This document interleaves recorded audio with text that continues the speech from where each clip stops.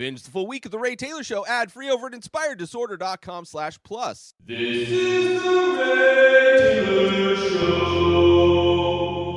Welcome to The Ray Taylor Show, where I bring you reviews of the latest movies and TV shows, as well as classic and foreign films. I'm your host, Ray Taylor, and on this podcast, I'll be talking about all things film and television. Whether you're looking for a new show to binge or want to know if that blockbuster is worth the trip to the theater, or just want to hear my thoughts on a classic or foreign film, I've got you covered. So join me every Monday, Wednesday, and Friday for new episodes, and let's dive into the world of film and television together. On today's episode, I am talking about the foreign film Fanny and Alexander, specifically the theatrical version. This came out in 1982, written and directed by Ingmar Bergman, starring a host of talented actors, which Ingmar Bergman worked with many of them for many times in many movies and many projects. I believe this was his final film, which actually I think was a mini-series to begin with, but was re-edited and released internationally, theatrically, which is the version that I saw. Both versions are available right now on the Criterion channel, which is where I watched it. A movie that I had heard about in regards to people talking about art house Christmas movies. So this one was one of those films. And I would say, this movie starts on Christmas, but it is a long tale of following these two young Swedish kids, which the movie is about. Two young Swedish children in the early 1900s experience the many comedies and tragedies of their lively and affectionate theatrical family, the Ekdals. I thought this was an amazing film. It is very long, the theatrical version. It's over 3 hours long. The mini-series is, I think, a 4-part mini-series over 5 hours long.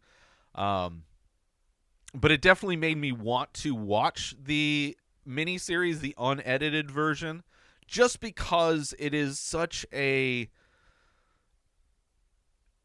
big story it's mostly following Alexander. Fanny is his sister, but it's following these two kids and their life living in different places due to certain circumstances, and it is a journey that you go on with these kids. And I would love to see the more detailed journey of these kids. It starts on Christmas, but spans a much larger amount of time. Not sure exactly how long, but I would imagine it's years. Maybe not. All this could have, probably a few years. But it's obviously a classic for a good reason. It's on the Criterion channel for a good reason. And the opening, starting in Christmas, is aesthetically probably one of the most beautiful. Like it is what I think of, like the kind of perfect Christmas atmosphere, where it's like everything is lit by fire in some ways, candles. Their house that they live in is just all wood and tapestries and artwork and sculptures and paintings and candles in every room, like so many candles in every scene. The Christmas trees is back when you put candles on Christmas trees, which I can't imagine how many homes burnt down because of candles and Christmas trees. But even the streets lit with like lanterns and these gas lamps and torches and snow on the ground and horses pulling sleighs through the snow in the city. Like just kind of the beautiful, absolutely gorgeous aesthetic of the beginning of this film, the Christmas aspect of this film. But the entire film is absolutely gorgeous. It's an absolute work of art. And this film, which is often regarded as one of Bergman's masterpieces, originally was conceived as a 4-part miniseries for Swedish television, but a theatrical version was also created for international release. The theatrical cut is a condensed version of the original miniseries, trimming down the content to make it suitable for a cinema audience. I would imagine the majority of that is runtime, although I won't know until I watch the other version, which maybe next year I'll watch. For Christmas, I'll watch the extended miniseries and review that. But in this movie, Fanny and Alexander is set in the early 20th century and follows the lives of two siblings, Fanny and Alexander Ekdahl, who belong to a wealthy theater family in Uppsala, Sweden. The story begins with a lavish Christmas celebration at the Ekdahls' family home, showcasing their joyous and artistic lifestyle. Tragedy strikes when the children's father, Oscar, suddenly dies. Their mother, Emily, eventually remarries the austere and strict Bishop Edvard Vergers. The children's new life with the bishop is in stark contrast to their previous joyful and liberal upbringing. The bishop's oppressive and rigid household becomes a place of torment for Alexander, whose vivid imagination and rebellious nature clash with the bishop's authoritarian rule. The film delves into themes of family, childhood, religion, and the conflict between fantasy and reality. Alexander's experience and his rich imagination are central to the narrative as he navigates the challenges and cruelties of his new life. The visual style and cinematography in this is amazing. The film is noted for its rich and detailed production design and exquisite cinematography, which create a visually stunning portrayal of the early 20th century Sweden. Great narrative depth in this film. Bergman's script is layered and complex, weaving together themes of family dynamics, spirituality, and the resilience of the human spirit. Great performances from the young leads of this. Jean Malmojo as the bishop, who is a despicable character. But all performances of those are widely praised. This movie also got great critical acclaim. Fanny and Alexander received widespread critical acclaim. It won 4 Academy Awards, including Best Foreign Language Film, and is often cited as one of the greatest films ever made. The theatrical version of Fanny and Alexander, while shorter than the original television miniseries, retains the essence and depth of Bergman's vision, offering a rich and emotionally resonant cinematic experience. It is an absolutely beautiful film, a well-told story with depth and rich characters, and I have a lot of thoughts on this. It is an interesting comparison and exploration of imagination and fictional works, and how certain fictional works can be used for as a source of freedom, and other fictional works can be used as a source of oppression. And I enjoy what the themes and the elements that this film examines and tackles. But I do want to talk about spoiler-specific moments from the theatrical version of this film, and my thoughts on them. So from this point out, if you haven't seen Fanny and Alexander, I highly recommend it. It is a masterpiece. And I really, if you have seen the miniseries, let me know which of the two you prefer. I tried to do some research to see which one I should watch, if I should invest the time in just watching the complete miniseries. I mean, as I watch just seasons of TV shows anyway, I could have watched it in chunks or whatever, but decided not to.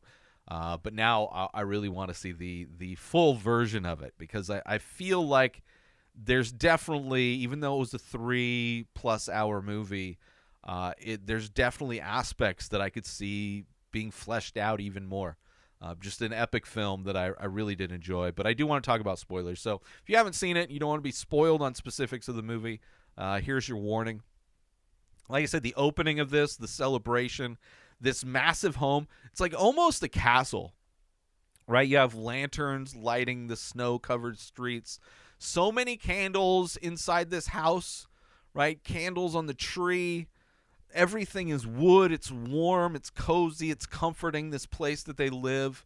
It starts in 1907, so, like, long time ago. Like, world was different not that long. I mean, kind of a long time ago, but in the course of human history, like, to think of streets being unpaved, being taken down snowy streets in carriages that have skis on them, driven by horses, and roads lit by fire, to be living in a time where I can record, effortlessly produce shows that go out to the entire world via ones and zeros. We live in a very different time. The family in this, bunch of horny people. This family. I mean, it's so interesting to see. You get to know this family, and then there's the big shift when they go live with the bishop. The massive contrast that there is from the original family to the bishop. And of course, one of the big aspects is expressing sexual desire, which is something you're not allowed to do in most religions, if not all religions, right? That is something to be looked down upon. But in this family that is this art family, this theatrical family, everybody's just super horny, which is kind of hilarious, right? And adultery and having like a side piece is common and accepted in many ways. Like, wives are super understanding and in some cases thankful that their husband found some mistress to have sex with, so they don't have to deal with it all the time, right? It's such a weird dynamic, such a different dynamic than you see in most society today, but very interesting. And like, of course, it's like this huge family. They have a lot of money. They put on plays. They have help, like, but everybody's like family. Like the kids, like the maids and the people that work in the house, they are like part of the family in many ways, and take part in this celebration where people are like dancing hand in hand, singing Christmas songs, dancing through the house, people getting drunk. It is just like so much love and joy and happiness and warmth and comfort in this home, this massive home, right? Kind of an interesting way to start this film. And of course, seeing everybody being pulled through the town in sleighs. Let's take a short break from this episode. Listeners, let me paint you a picture. Imagine owning a piece of art that's not only visually striking, but also exclusive. Dive deep into The Many Faces, a series that's now available as high-quality, limited edition prints. Each piece captures the essence of abstract and surreal beauty, making it a perfect conversation starter for your space. What makes these prints even more special? They're all hand-signed and numbered by the artist, me, adding that personal touch of authenticity. And the best part, you don't need to break the bank to own one. Starting at just $5 for a 4x6-inch size piece, and the prices scale up from there, as well as the sizes, giving you options to suit your space and your budget. Art collectors, enthusiasts, or anyone who loves a unique piece, this is your chance. Elevate your space, elevate your walls, and own a piece of limited edition artistry. Head over to inspireddisorder.com and secure your exclusive print today. Now let's get back to the show. Eventually, there's a scene where you see Alexander kind of zoning out, looking at a statue, and you see the statue kind of come to life. And that's the kind of first introduction we get that this kid likes to imagine, daydream, and sees things, which he sees other things throughout the movie. And then his dad dies, He's an actor, and after a performance or whatever, after a rehearsal, he dies. And during the funeral, as he's walking, they're doing this long funeral procession. You see him just saying all of the bad words, and you see Fanny like hearing him and smiling. It's a sweet little moment. And then of course he also sees his dead father many times, but the first is seeing him play the piano that is kind of outside of the sleeping quarters for the kids. And then you have the mom, like, having, before she tells the kids that she's decided to marry this bishop, he has the bishop talk to Alexander because he's been telling stories, he's been telling lies in school, right? And the way the bishop talks to Alexander is so infuriating. It like boils my blood, because I know so many people that speak to other people the way that this bishop speaks to this child, speaks to Alexander, right? The way he grabs him, like putting his hands on his shoulder, and like jostling him, like just showing him how kind of that he has like this physical control over this kid, poking his head when he makes a point, like just things that if somebody did that to me, I'd be like, get your hands off of me. Like I will put my hands on you if you think it's just okay to be poking my head because you make a point, or to be grabbing me. Like they're like grabbing my neck behind my head, grabbing my shoulders. Don't touch me, bro, right? And his lie was that he was going to be sold to the circus, and that he was like, very elaborate tales that Alexander, which is like, Alexander's a great storyteller. Like there are so many details, and there's other moments in this movie where you hear Alexander telling stories, and they are so detailed, and he is so, like, the way he tells stories is like at such a high level. It is beautiful. It should be looked at as a thing of beauty instead of something that should be looked down upon and punished. Because if somebody's going to come up with lies that are so that creative and in-depth and clearly ridiculous, they should be encouraging him to write. And of course he apologizes, and then his mom tells him that she's going to marry this bishop guy. Because she's like, you need a male role model. And it's just the whole time I'm like, this would be my hell. This would be my hell. Like, we have all this support from this family. We're living at home. We live in a mansion with our grandparents and our uncles and aunts and all these people that live here. We are a community of a family. We have all of the support. There's no need to go look for a spouse just because you think that it's the right thing to do. Blood boiling. And then, of course, the first thing the bishop does, like, tells them all to get on their knees and pray to God for their little family. I'm like, oh my God. This is like, just everything about what happens in this moment is just like, my blood is boiling. I'm like, this is so disgusting. This is like everything I hate about organized religions, especially leaders of organized religions. And of course, there are people that are great people that are priests and pastors and all of that stuff.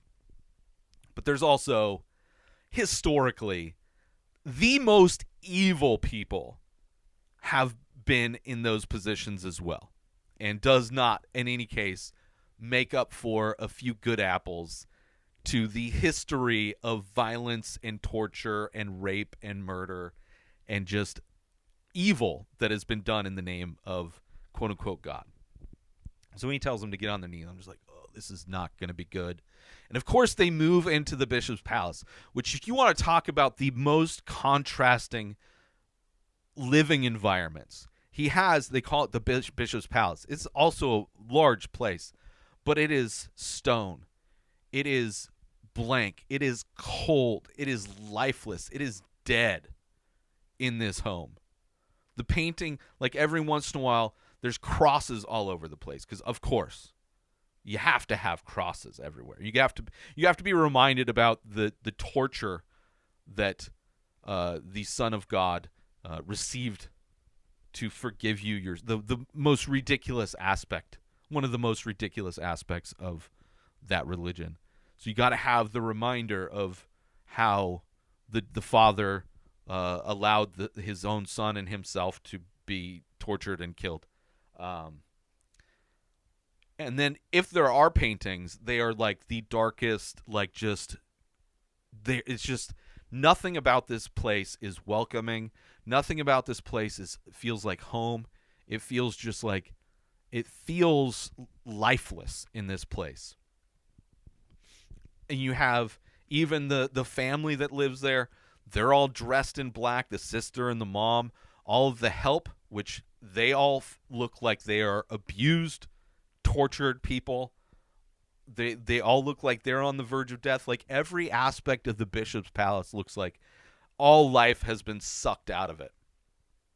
Right? The absolute, complete opposite energy from the house, from the home these kids came from.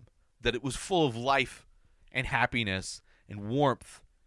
Right? Cozy, filled with candles and artwork and tapestries and statues and love, wood, like actual natural things that have life to them, that feel comforting, and then to be surrounded now by stone.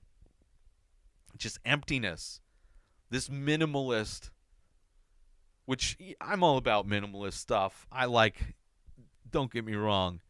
But as far as tone-wise, the visuals of going from the home they were in to now this hell that they are going to be living, it's like going from a home to a prison, which this is what it ends up becoming for them. And on top of that, on top of the fact that they are moving into a place that has zero life, this bishop also forbids them from bringing anything from their previous life. They should be, quote unquote, reborn into this new life, right? No bringing toys, books, clothes. No bringing past friendships. Your family is gone. Everything is gone. This is your new life. It is just layers upon layers of absolute disgusting hell. Nothing. You can't bring, sorry kids, all your clothes, your toys. We all have to act like we are refugees and we are being brought into this bishop's prison to reside and be controlled by him. So they go from this warm home of creativity and art to a cold and dead home of repression and suppression. And of course, Alexander keeps seeing his dad. And like at their first meal, the sister of the bishop lays down all these strict rules of the household. Like, you have to live this exact way. Not only did you give up everything from your former life, but you can no longer live your new life in any other way other than what we are laying out. These are exactly how you must live in this home. And Alexander, some more strong pats on his back, right, and on his neck, right, as the bishop sees this book that he's reading that he brought, and he brought a stuffed bear also, so he's already like disobeying him, right? And this is not what the bishop wants. This bishop wants obedience, because that's what religion is all about. Religion is all about control. It is all about 100% control, and if you do not follow the rules, then you will be punished with hell. And many times, especially back then, the church will literally punish you on earth while you're living. So he's seeing like these little things that Alexander is like not afraid to disobey him by bringing a small book, by bringing a stuffed bear. Like these, just let him have some aspects of his humanity. And when the bishop sees it, he gives him like hard pats on the back, right? Like not like a loving, caring pat on the back, like welcome, welcome, thank you for coming into my home, thank you for being here and doing these, thank you for giving up your life. It is, okay, kid, I see you, we'll see how this goes. It is like he just being as physically abusive as he can without being physically abusive yet, right? Just and I know so many fucking assholes that are like that, that are like, anytime they don't get their way or they're being challenged, it's that level of aggression where it's like kind of jovial, but it's clearly like they're putting more oomph into it. And they find out there's a dollhouse in their bedroom, and the girl asks where it came from, and they find out that there were two girls and their mom that used to live there, but they died in the river that's next to the house. So, and of course, immediately I was like, I bet one of two things happened. Either they tried to escape this hell, this prison, and in the escape they drown in the river, or they were accused of being witches and they passed the test, which means that they were drowned in the river, which is how, religious people used to test if you're a witch. They would put you under the water, and if you drowned, that meant you weren't a witch. But thankfully, thank God you weren't a witch, even though you're dead now. And if you somehow survived, then that proved that you're a witch. But of course, nobody ever survived. So they loved proving that people weren't witches by killing so many men, women, children, all kinds of whoever they thought that whatever you did or acted like that was slightly different than anything that they wanted. If you had like a little eye twitch, oh, you're a witch. You disagree with me. Oh, you're a witch. Let's go test you out in the river. But it wasn't the witch thing. It was the escape thing. And they find out, like Alexander points out to his sister, that the windows are barred, so they can't even open their windows. So they're literally in a prison, and it's like that. It's cold. It's empty. There's nothing for them. They're not allowed to bring their possessions. Right? They're strict way you eat, strict way you live your life. It is prison life, literally prison life for these kids. And they're locked in their room. They're fed dinner in their room like prisoners. And one of the maids sneaks cookies in for them, and Alexander, who's a smooth character, he like offers it to the maid to get information about what happened and what's going on, right? So the maid tells him that the kids escaped, and then the kids got sucked into the river. The mom dove in to save them. And then everything changed after those deaths. Like because that's what you do. Very similar movie I reviewed recently, or not reviewed, but was part of a top 5, Virgin Suicides. Very religious family. One of the daughters in the family, one of the girls in the family commits suicide. So what do? What does this religious family do? What does the bishop do? They clamp everything down. They tighten their grip. They give people less freedoms. And what does that do? Just makes things even worse. But that's when everything changed at the bishop's place. And the maid tells about this time her hand, like weird things that have happened. Like her palm was ripped off she grabbed a doorknob, and when she opened it, like it tore skin off of her hand. And she heard a laugh behind her, but nobody was there, so she thinks it was a ghost. So Alexander takes that opportunity and says that, he saw the ghost. And which he does see his dad, or at least imagines seeing his dad. So then he goes into this story, detailed story, an example of how beautiful Alexander is at telling a story. He, like a beautiful storyteller, talking about how he saw the kids and the mom and going into detail of everything. And it's just terrifying, this story that he's telling. And the maid is like just absolutely enthralled. So super detailed story about them being held prisoner in the room for 5 days, no food, no water. They were able to escape, but ended up dying in the river. Just tells it in such a compelling way, right? Absolutely, everybody is absolutely captivated, which is just the maid, and Fanny's sitting there listening to this story as well. So the maid goes and immediately rats on Alexander. Immediately goes to the bishop and tells the bishop, you asked me to keep an eye on and tell you what these kids are doing. Well, this is what Alexander, he told me this story. So, of course, what does the bishop do? Let's punish. Right? He brings both kids up and he tells Alexander he's going to give him a choice of punishment. Right? You can be beaten with this rug duster, right? This cane that we use to slam against rugs to knock the dust out of it. You can drink castor oil, which will fuck you up. Or we'll lock you in this tiny little coal locker that has rats in it, and we'll lock you in there for hours. It's like, what? This is what God wants me to do to you. And of course, Alexander's like, beat me with the thing. How many lashes is it going to take? Okay. So he takes it, and then he refused to apologize.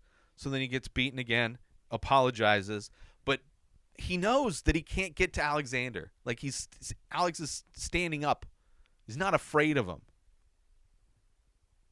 He's hurt, but he's not afraid. So of course the bishop can't just end it with beating a child. He tells the maid to go lock him up in the attic. Right? Just nothing. Give him a blanket and a pillow, and he can sleep on the floor. It is after being beaten with a stick. Let's take a quick break from the show.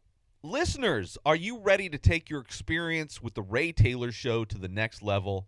Dive into Inspired Disorder Plus for just $5 a month. You unlock a world of premium content that's sure to satisfy your every entertainment and artistic craving. Imagine enjoying the Ray Taylor Show a full week completely ad-free in both audio and video formats. But that's just the tip of the iceberg. Get exclusive access to live painting archives. Be the first to lay your eyes on the new paintings from the many faces. And enjoy members-only discounts and deals that'll have you coming back for more. With a treasure trove that includes a podcast back catalog, boasting 14 unique shows and over 600 episodes, personal insights through Ray Taylor's own blog, creative writing to spark your imagination, and an interactive Ask Me Anything section. Inspired Disorder Plus is a feast for the curious mind. Ready to elevate your entertainment game? Head on over to inspireddisorder.com/plus and become a member of an exclusive club. Dive in, indulge, and inspire your senses. Now let's get back to the show. And all the while, like, their mom is gone. And they're like, when is she coming back? They don't know when her mom's coming back. They've been locked in their room. Not allowed to go outside. And now he's locked up in there, and then, daughter's locked up. Who knows what? Maybe in the extended version we see that because Fanny lied too. Fanny stuck with her brother. So who knows what the bishop did to her. But then meanwhile, what the mom is, she goes to visit her mom, the grandma, who's now the leader of the family, and was then, I think. And we find out that the mom knows that the bishop is an evil person waiting for an opportunity to break Alexander. And that she wants to get a divorce, but he refuses to give her a divorce. And he tells her that if she leaves him, The law is on his side. He will say that she abandoned her kids, and if you do that, you lose everything. You don't get. He will get the kids, which will mean he will get to spend the life beating the kids, doing whatever evil things the bishop wants to do to the kids. She's stuck, right? So she gets back home. She literally has to fight the sister to get the key to the attic. Like she's not. They don't even want to allow her to see her own son that's up in the attic, bleeding, beaten. So she gets the key, goes up there, and sees that he's been beaten, and it's like she knew it was going to happen. Then there's this great moment where one of the old friends of the family, I think, cruising like a G through the city. It's no snow anymore, so the cart that's being pulled by these horses, it's on these giant cart wheels, right? Giant wheels, and he's on this like fancy chair, like this throne that's facing backwards as they're just flying down the streets of this town. Amazing. Pulls up to the bishop's place and goes in and says he wants to buy this chest, right? There's this whole thing where they don't want to take money, donations directly. The bishop's in need of money. But, there's a thing. They don't want to take money from Jewish people because, of course, the bishop's anti-Semitic. He's, likes to beat kids. He's anti-Semitic. He's one of the most evil humans, right? So they came up with this kind of roundabout way for him to give the bishop money by buying this chest. But the whole thing is a ruse to get the kids out of there, right? Have the kids sneak into the chest, buy the chest, take the chest out. The only confusing moment, which maybe it's clarified more in the extended version, like the bishop knows, like, so he buys the chest. The kids go into the chest. They cover him with a blanket. And the old guy's like, look, I didn't put anything else in the chest. Look, it looks dark in there because there's a black blanket over these kids that are laying in this chest. Like, clearly you would have been able to see the kids. But the bishop doesn't really believe it. So he runs up to the kids' prison cell. And laying on the ground are two dummy kids, I guess. I don't know if it's like he knows that the kids are in the chest. He knows that they're not actually, because when he goes down, he starts throwing out anti-Semitic stuff, beating this guy because he's Jewish, saying all the most hateful things that somebody could say to a Jewish person. Right? This bishop, this man of the Lord, quote unquote. But they end up they're able to leave with the chest anyway. It's the situation of how they're able to get these kids out a little confusing. Regardless, they get the kids out. And you see the mom who's been locked away, who looks just horrible. Like malnourished, sick, weak. But the plan somehow works. And he takes them to this place, his cousin or his brother or whatever, who owns this shop that's massive. Part of it houses all kinds of different things. And part of it is this puppet theater. So it's like back into a place of abundance, but kind of different than the original home, because it's just like one room's got like hundreds of chandeliers. This one has like hundreds of these puppets, these marionettes. And then this other room has these other things. So it's definitely a place of abundance that they're going to. And after having been in the bishop's place, definitely feels more homely. But it, still kind of creepy, but a very different kind of creepy, right? It's not like hell. It's not like prison. It's just creepy because of a lot of different weird things. And it's easy for them to get lost, and they're just surrounded by so much stuff. Alexander eventually meets Emil, kind of one of the other people that's there, and kind of shows him around, takes him to this person that's locked in this behind bars deep inside behind many doors and then locked behind bars. This person that almost feels like a vampire in some ways, but then also seemingly has powers that are almost similar to Alexander. Like if Alexander were to develop his imagination in ways, he may get powers like this. It is a moment of supernatural abilities this person has that relates to Alexander, and there's visions of the bishop's sister who's like diseased and was sick, and the sister knocked a lantern over and set herself on fire. And these visions of her like running out of her room that's just engulfed in flames, and she's engulfed in flames. And it's this very like artistic, dramatic, supernatural moment. But what we end up finding out after the kids go back, they finally go back to their mother's house or their grandmother's house with their mother. They're back at home with their family, and then the cops show up. There's also a great moment when the mom leaves.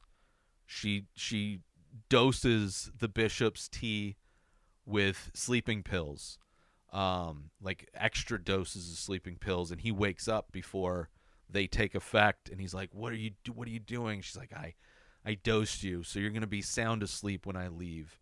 And he's like, I will ruin your life when I wake up. You may be able to leave now, but when I wake up, I will ruin every aspect of your life, right? This guy who should just let these people live, but control is all he wants. He wants to control human life. He feels he has deserved that as a bishop. But the best part is that we see when the cops show up that he died. And what he died from was this fire that actually did happen. And because he was dosed on the sleeping pills, when his sister, who was on fire, ran into his room, setting the bed on fire, laying on top of him, he couldn't wake up, and he died. Like, he got severely burned, of course, obviously died. And the cops are like, well, we understand that you gave him sleeping pills, but obviously you didn't know that his sister was going to be engulfed in flames and then go burn. So we can't blame you for his murder. And it's just a crazy coincidence. So it's like this crazy thing that happens where they're free. The bishop's dead. The bishop's dead. It's just so great. And they're back home. It is like such a great moment. But then, because Alexander sees ghosts, he's walking through the hallway, and he gets pushed to the ground, and he looks up, and he sees the ghost of the bishop. So it's like, so he's going to be tormented by the ghost of the bishop. It is just absolutely it's like a great ending, but part of that, which I would imagine part of that is like dealing with the PTSD of living with this horrible person. Like the trauma that this kid will live with now that is manifesting in the form of this ghost. And it ends with him laying his head on his grandma's lap, who's reading a play, because she realized both Fanny and Alexander's mom and the grandma are in charge. The mom is in charge of the theater, was given the theater when her husband died, or when her dad died. I forget who gave her the theater. And then the mom is the oldest member of the family. So they're like in charge of the family now, and they can do whatever they want. And the mom had like this idea for a play that she wants to perform, and wants the grandma to perform in the play. So the grandma's reading this play that her daughter thinks that she should be in. And Alexander comes in and lays on her lap. And that's where we get the last lines of this movie that I think are perfect for this movie. The last lines are that she's reading from this play, so they're part of this play. Everything can happen. Everything is possible and probable. Time and space do not exist. On a flimsy framework of reality, The imagination spins, weaving new patterns. And in so many ways, it is the existence that we are all living, the imaginations we all have, the uses of imagination, right? You have both families like steeped in fictional stories, right? You have Fanny and Alexander's family steeped in fictional stories because they are a family of actors and of theater. And you have the Bishop's family steeped in a very specific fictional story, right? The theater's actors embracing the fiction, right? The beautiful ways you can color the world and reality, knowing that they are fictional, embracing the freedom of fiction and of stories. And then you have the counter side to that, where you have the church using their fictional book as a way to justify abuse, as a way to justify hate, and to control people. One embraces fiction and story to provide freedom, to live many different lives, to exist in many different lives as you act and live out these fantasies on stage. And the other one uses it for the most evil purposes, right? Imagination and story, so powerful and can be used in such different ways. Even when it's not for religious reasons, it can be scary. Horror movies, the horror genre can be scary, but at least it's in an enjoyable way. It's in a way where you are stepping into this scary reality knowingly, on purpose, and you know that it will end. Right? The very temporary way it can be used. Right? There's always another story. You can always go into another story. Right? You aren't stuck worshiping and having to lie to yourself that there is only one true story. Like the being locked in the prison of existing only within one fictional story, as the bishop was locked in and a prisoner himself, the warden of the story of the Bible, versus the freedom that you have in the theater as actors, being able to exist in any story you want, any story that has ever been created, or you can even create your own, as Alexander had in this movie. Right? And within this movie, within this film, there are many different stories. But none of the stories are as evil as the story of the bishop, or when they were dealing with the bishop. That was the most evil story. And I love this movie. I love the idea of stories and fiction and how it can at one point be freedom, but if you lock yourself into believing in a specific fictional story, you could be living in absolute hell. Or you could be forcing other people to exist in a hell because you are controlling them and forcing them to exist in the one story that you pretend to be true. Love it. I want to thank you for tuning in to this episode of The Ray Taylor Show. I do hope you enjoyed my thoughts on Fanny and Alexander. Fanny and Alexander is the name of the movie, and also the name of the miniseries, which is both available on Criterion. Don't forget to tune in every Monday, Wednesday, and Friday for more movie and TV show reviews, and join the conversation by leaving a comment or rating on your favorite podcast platform, or over on youtube.com/Inspired Disorder, where every episode is available in video format. Until next time, enjoy the show. Enjoy your story. Subscribe to The Ray Taylor Show on YouTube and everywhere podcasts are found. Binge the full week ad-free over at inspireddisorder.com/plus. Purchase Ray Taylor Show merch over at inspireddisorder.com. Have a wonderful day, everybody. Peace out! Today is the day where you wake up and you realize that everything that you've been dreaming about, everything that you've been wanting, every goal and wish and hope that you've ever had can become real. Dreams can come true. What you manifest in your mind, you can bring to reality.